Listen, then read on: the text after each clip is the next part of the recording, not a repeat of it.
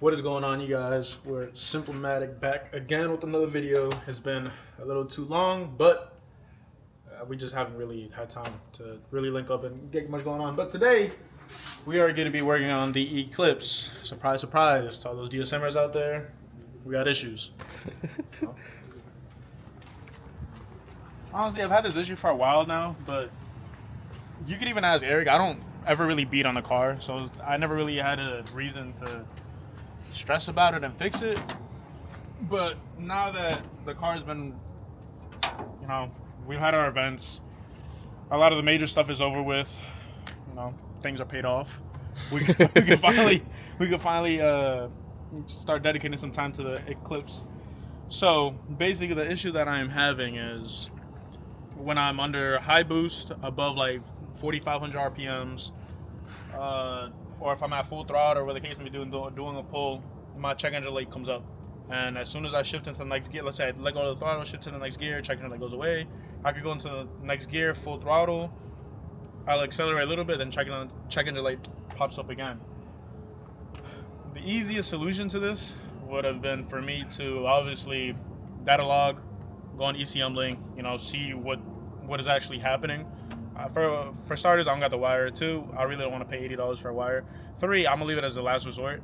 And 4, I have parts laying around from this other Eclipse that I had for parts, so we're gonna be swapping stuff out because I think it's more of an ignition issue. But yeah, we're gonna try some things out, and then worst comes to worst, then it's just process of elimination. So we're gonna get right to it. Sorry for the lighting, guys. But so what we're gonna test out today or swap out, we got coil pack with wires. This is from another Eclipse that I had that I took. That's a story for another day. But basically, that block is in this car now. We got that. We got a new set of spark plugs. We got for all the DSMers, we got the 7 series. They're a step colder than stock. Stock, I believe, is 6 series. Because I am obviously running higher than stock boost. I'm running that's tuned on about 19 and a half pounds. With a gap tool. That he probably stole. No. Thank you very much. A spark plug socket, because I know Eric doesn't have this one. Yeah, I don't. Only the Honda one. And this is a power transitor. I probably won't replace this because I don't think this is the issue. But I brought it just in case, because you never know. So we're going to start off with this. It really shouldn't take that long. And we're going to get working. What are you doing? Taking out the coil pack first? Coil pack cover. Sorry. Yeah, because I'm going to change everything with the coil pack all in one. Got this junk got wires. Old ass car. Oh, it's hot. It's hot.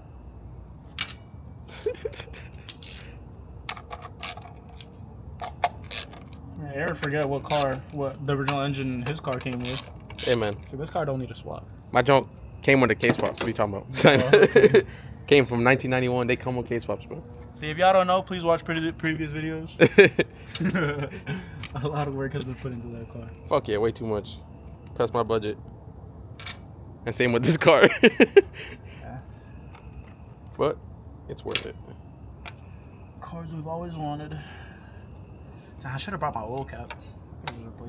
See, that's how lazy I've been. I haven't even been wanting to replace the oil. That shit would have took you 2 seconds. And I need it. I need to replace it too. It leaks? Yeah, look. See? It's all wet. Oh yeah, you're right. Interesting. All right. Well, step 1 done. Now just. And he still hasn't installed the tires. So we were supposed to get it from Import Expo, but obviously Import Expo passed, and now he just doesn't care. I haven't had time. I've been lazy. I gotta remove the fuel rail. All right, so we're running into an issue where it looks like Michael has to take off the fuel rail for it to come out. Correct? Yeah, I gotta loosen it up at least, cause this I won't clear. Yeah, it's very tight, like your cooch. Yeah, we're on live. So I'm just before I swap everything over, I'm just comparing that everything matches up, and it looks like it is.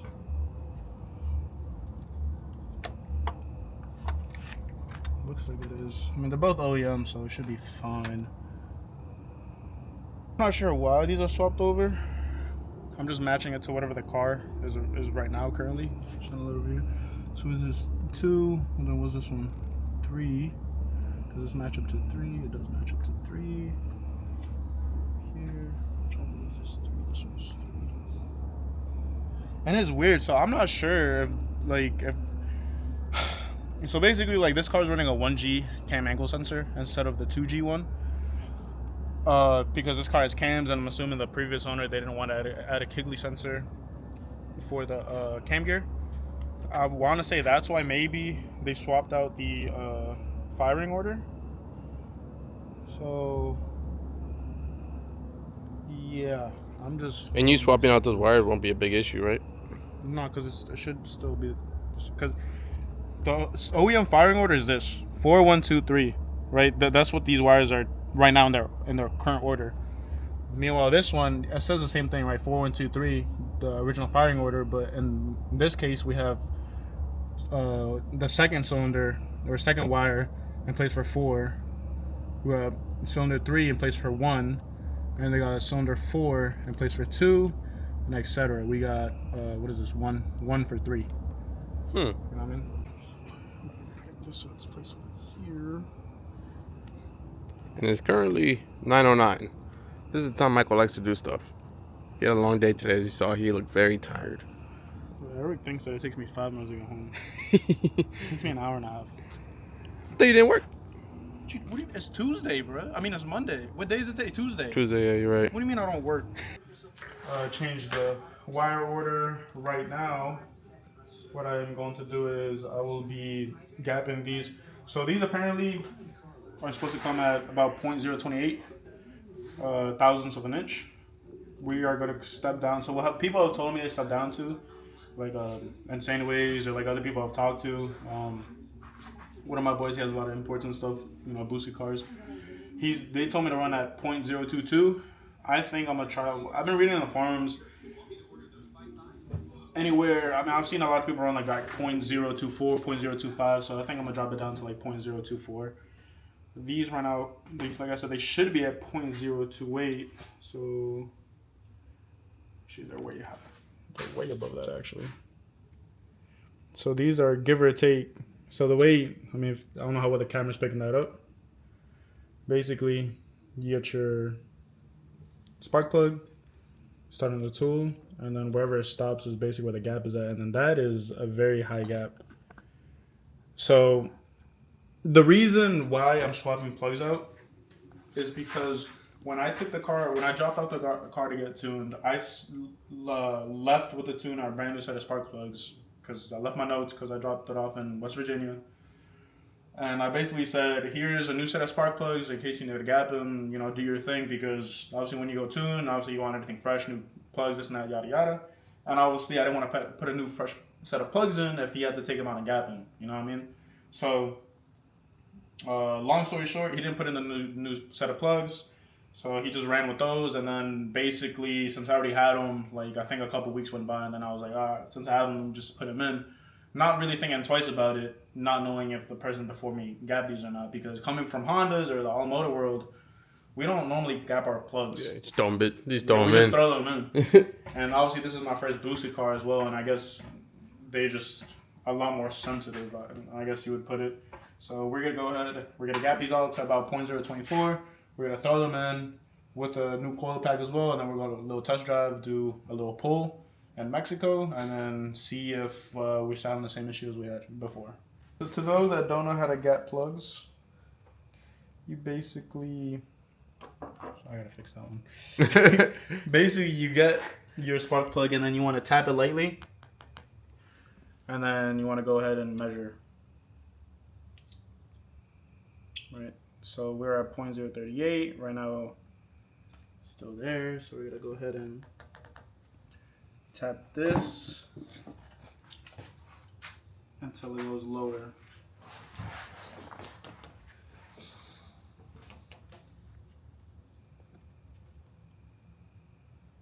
So now we've dropped about 0.003 of an inch, and basically you just gotta keep going back and forth. And this gauge with the gap, well, you kind of just feel where the resistance is, and then that's where it ends up being at. Yeah. All right, so we started at about all the way. What was like almost over here? That was almost like 0.38 all the way over there. Right now, I'll start feeling resistance about right here. You can see that's right about 0.24, 0.25. So that's where I'm gonna gap all these other ones at too. I'm not sure how well the camera's picking it up. Yeah. But that's what we're gonna go roll with right there, give or take. So hopefully this was the issue all along. But we're gonna do this to the rest of these, and then we'll cut into the next one. All right, you set, my boy. Now we gotta swap these over. Before we head out, I'm gonna prime the engine. Just to make sure there's no gas leaks, bro.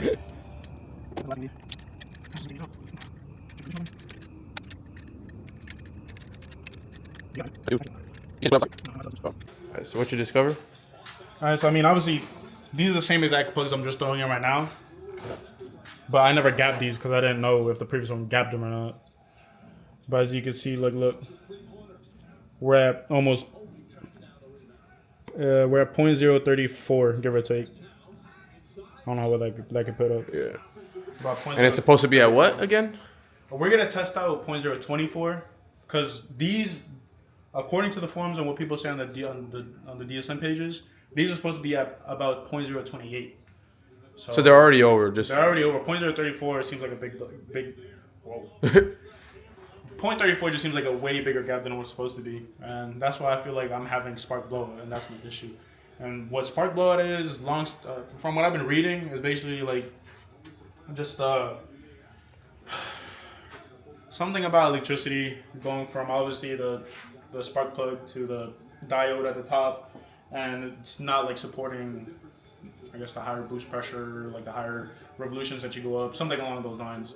I'm not too familiar with this. It's the first time for me, so I just basically telling you guys what I searched up on Google, which makes sense. But all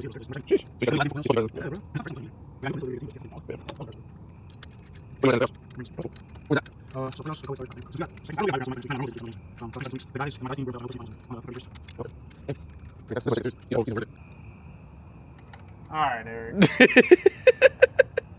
We're having a little father-son moment right now. Hold the damn light anyway. All right, chat. We're about to see if this joint's leaking or not. I don't see anything. Nope.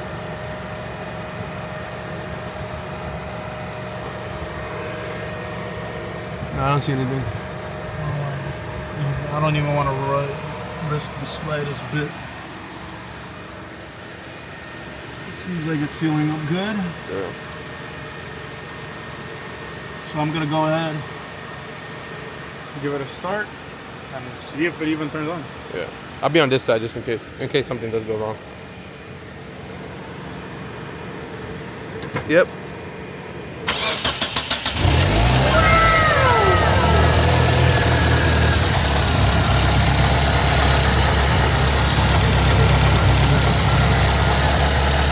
No leaks. Oh, right there. Should start. Alright, so something I've noticed right now is the car is riding a lot better than it was before. So I guess right now I'm gonna finish tightening up this little Coil pack covers. the coil pack cover, or the wire covers, and then we're gonna go for a drive, go to Mexico a little bit, and just see that we don't get that same check engine light. Stay tuned. Alright guys, so we've entered Mexico. They just let us through with our passports. We're gonna go ahead and do a quick tour. As soon as we get onto the highway. You can't see Michael, he's a little too dark, but hopefully you see the gauges and stuff like that.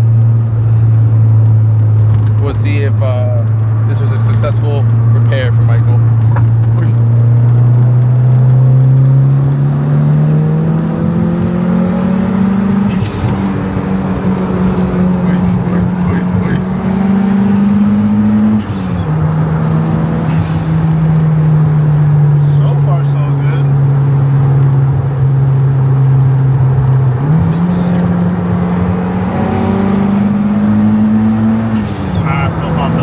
Does it? Yeah. Oh yeah, I see it.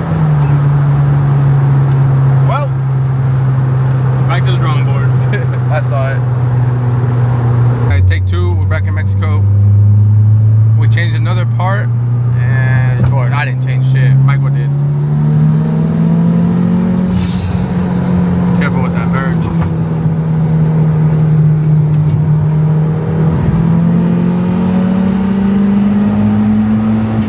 That's all it. So that's another fail, sadly.